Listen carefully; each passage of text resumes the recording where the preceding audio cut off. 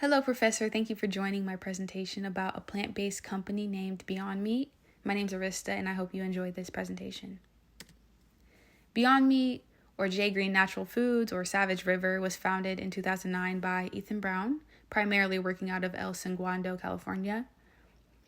With the mission to address climate issues, Brown took his experiences growing up on a family farm in Maryland and realized how obsessed and fascinated with animal agriculture he was. The founder's main drive was a health and environmental implication, which evolved to the development of the company Beyond Meat. The plant-based meat products composed of amino acids, lipids, minerals, vitamins, and water to resemble a meat-like consistency to bring in a health aspect. But the product's development involved using ingredients such as peas, beans, rice, sunflower seeds, cocoa butter, coconut oil, iron salt, and other natural flavors. What started operating in a small commercial kitchen in Maryland evolved to products being sold worldwide through retailers and fast food service chains geographically around the world.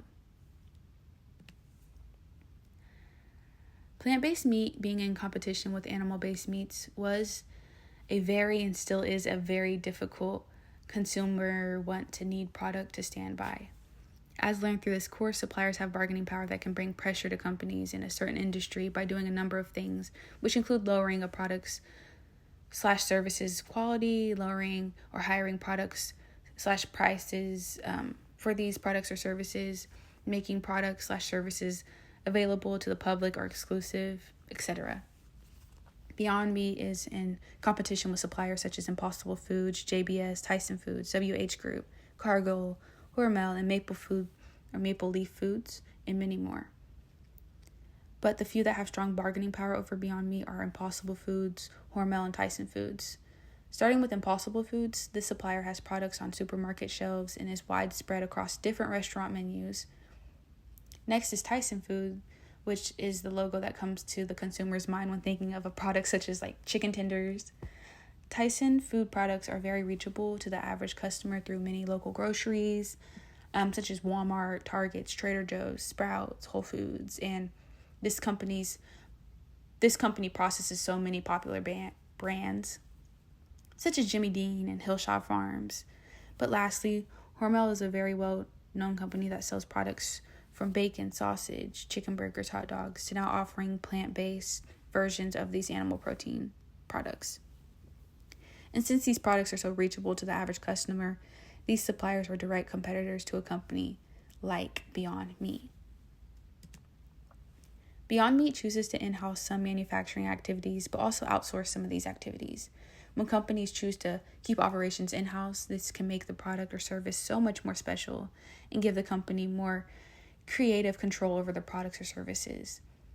Brown's process started with perfecting a formula with scientists and researchers to plan the processing of protein from plants.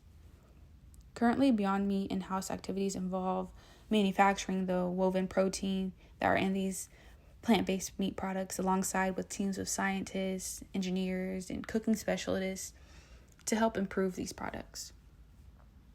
When companies choose to outsource some aspects within their company, this can help bring in ideas, better strategizing to a company's success.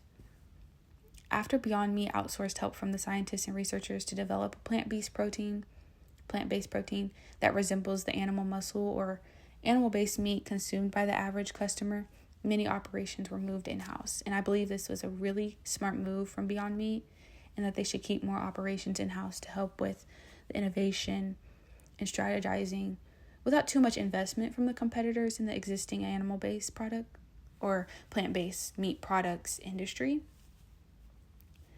Beyond Meat already has the perfect formula, but also has so much more room to grow far better from existing competitors in the market. But according to the case, Beyond Meat at one point wished to outsource more by purchasing from suppliers to help with cost and bring more efficiency to the company. And for example, Beyond Meat manufactures patties for food services while outsourcing manufacturing the patties products for retailers, which Beyond keeps the importance of appearance of their product very close to them, which hence why they choose to manufacture patties from food service firms, but also chooses to manufacture patties for retailers, mainly due to the distribution of these products to make sure these products are in their best state and freshest whenever used. Looking closer into Beyond Meat's R&D intensity, which is the time, research, development, as well as innovation that goes into these products, over the years, Beyond Meat's R&D expenses and revenues continue to almost completely double yearly. These trends support the fact that the more information of research and product development, the better the products will do in revenues. And I believe that a company such as Beyond Meat should continue to further R&D intensity despite the difficulties in growing strategies being used to push the progressiveness and health priority across the globe. But the awareness and the push for a plant-based diet is spreading tremendously in this current age. And if Beyond Meat continues with their operations, they will definitely see more success in the near future. Through this strategic management course, we learned the importance of strategy, which is the set of actions to outperform competitors, and different strategies can vary between different competitors and companies. Beyond Meat's strategy and goals involved expanding plant-based protein products, having a retail customer base, and hopes to expand geographically around the world. And Beyond Meat can proudly express the success that they have made through tremendously throughout the years. Beyond Meat has had so much product growth and selling and innovation within their products. And Beyond Meat's products have hit retail grocery stores, restaurants, fast foods, and food service channels widespread geographically, just like what they had intended to do. They spread their operations very wisely geographically and had their main target to be within the United States due to the meat intake that the United States engages in. But despite the success that Beyond Meat has had, the company does get negatively impacted while they're in such a difficult and differentiated industry that not many partake in. The company faces margin recovery, operation expenses through meat or animal meat products, cash flows through efficiency, inventory management, and support from retail and food service opportunities, which fluctuate throughout Beyond Meat's operations. But as mentioned before, the co-founder of Beyond Meat was inspired and was on a mission to address climate change issues on Earth.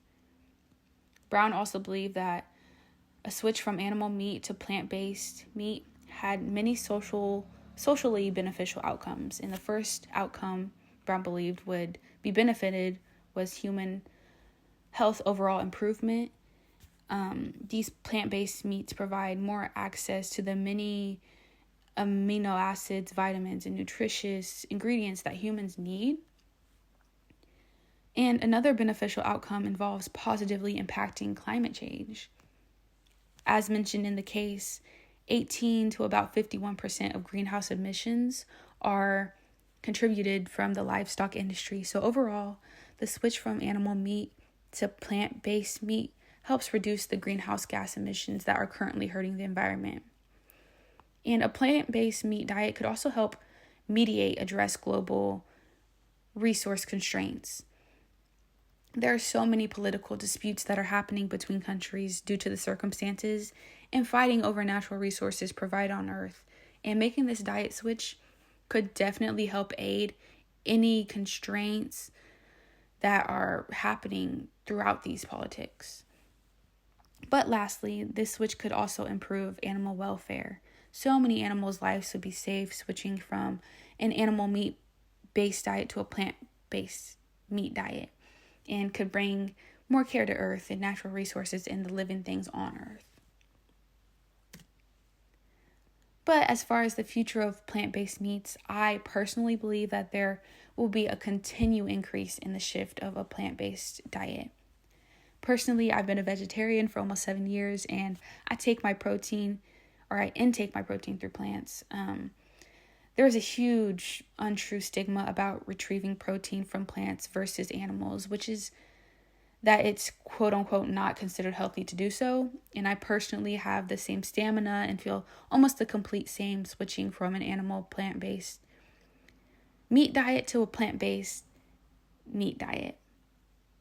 This can also attest to the nutritious value that could become compromised by having a plant-based diet, and squash any untrue thoughts of judgment while switching to a plant-based meat diet.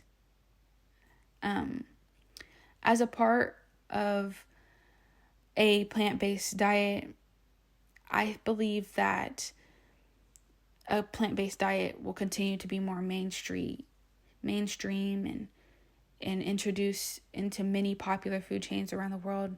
I believe that this environmental movement will help save the environment far from further harm.